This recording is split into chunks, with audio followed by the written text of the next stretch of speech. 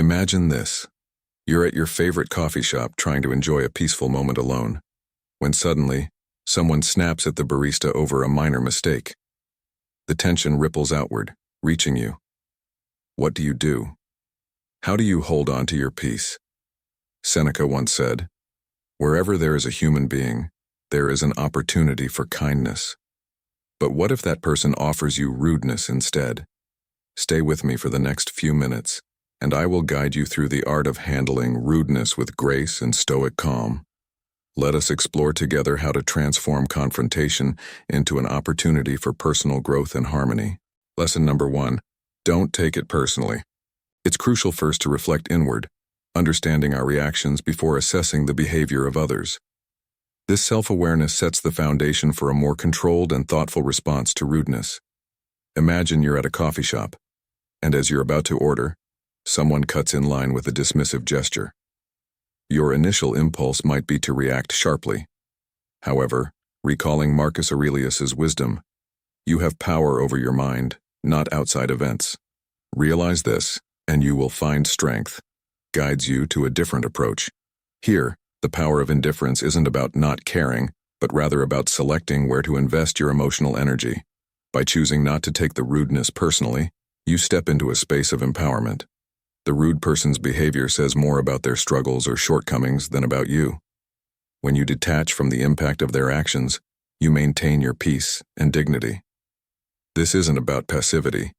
It's about choosing battles that are truly yours to fight.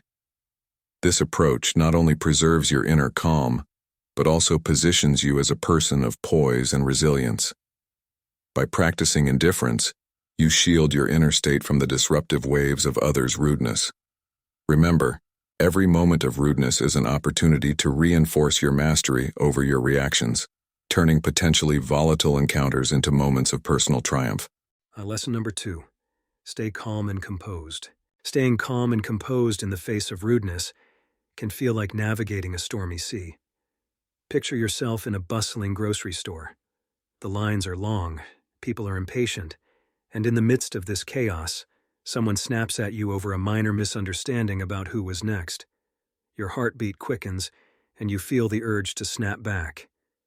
In this moment, Marcus Aurelius offers a guiding light. How much more grievous are the consequences of anger than the causes of it? This insight from the Stoic emperor isn't just about controlling anger. It's about understanding the profound peace in choosing indifference.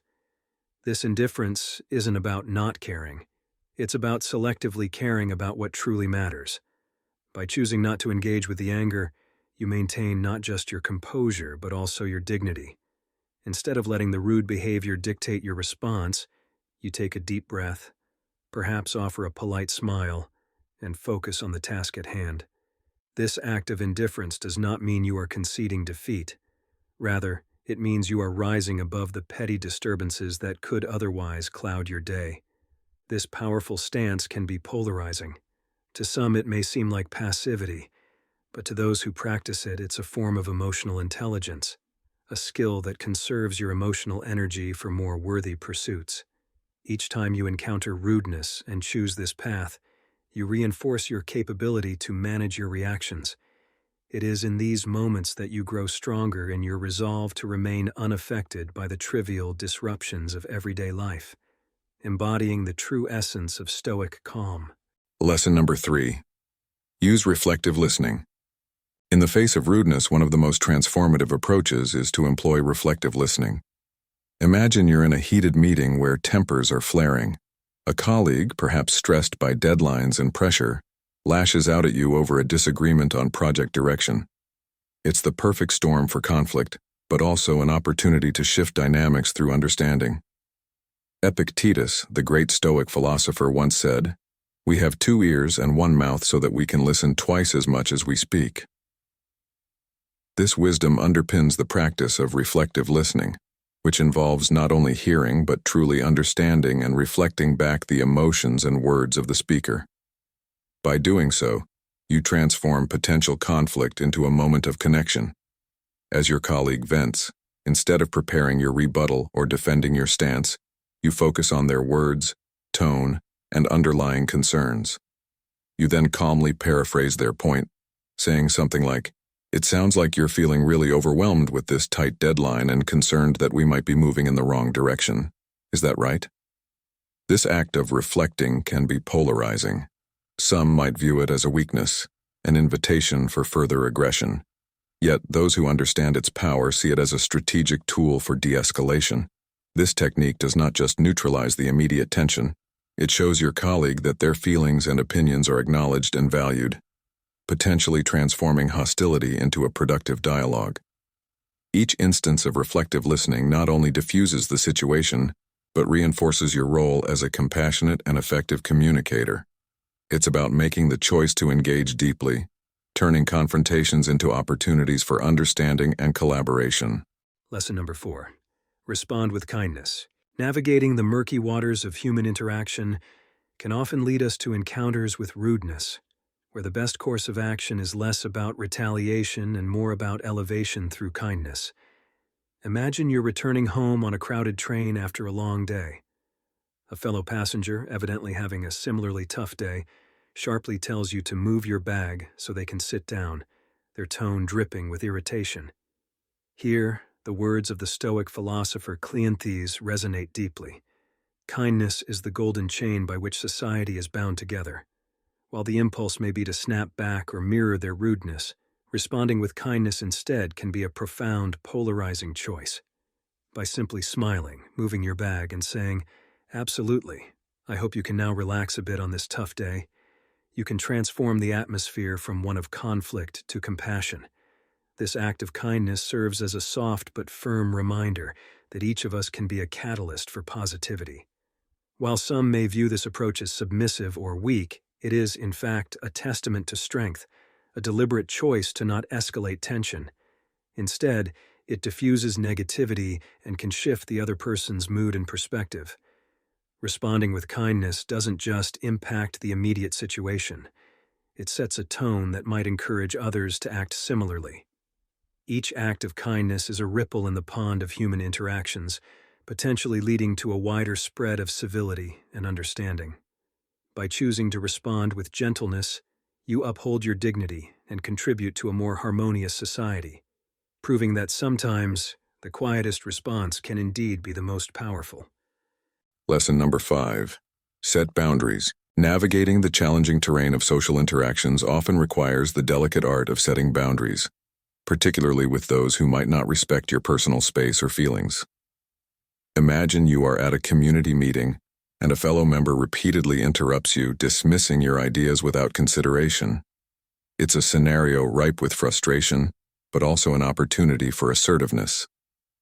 Zeno of Citium, the founder of Stoicism, provides a poignant reminder. Well-being is realized by small steps, but it is no small thing. This quote underscores the importance of establishing boundaries incrementally, a process that, while subtle, leads to significant personal growth and well-being. Setting a boundary in this situation means firmly, yet respectfully stating, "I appreciate your eagerness, but please let me finish my thoughts before responding." This method of setting boundaries can be polarizing. Some might see it as confrontational or overly sensitive, especially in a culture that often values outspokenness or aggressive debate. However, establishing such limits is crucial for maintaining self-respect and ensuring that dialogue remains productive and respectful. By setting clear boundaries, you not only protect your right to speak and be heard, but also educate others on how you expect to be treated. This not only enhances your own self-esteem, but also models positive interaction patterns for others. Boundaries aren't barriers. They are the guidelines by which healthy relationships navigate.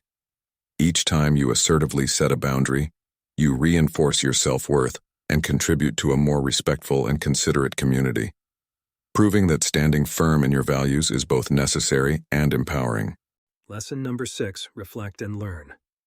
When faced with rudeness, reflection can be a portal to personal growth and understanding. Imagine you're at a local store, and the cashier, clearly overwhelmed by the day's pressures, snaps at you over a small misunderstanding regarding your payment method. Instead of reacting in the moment, you choose to pause and reflect.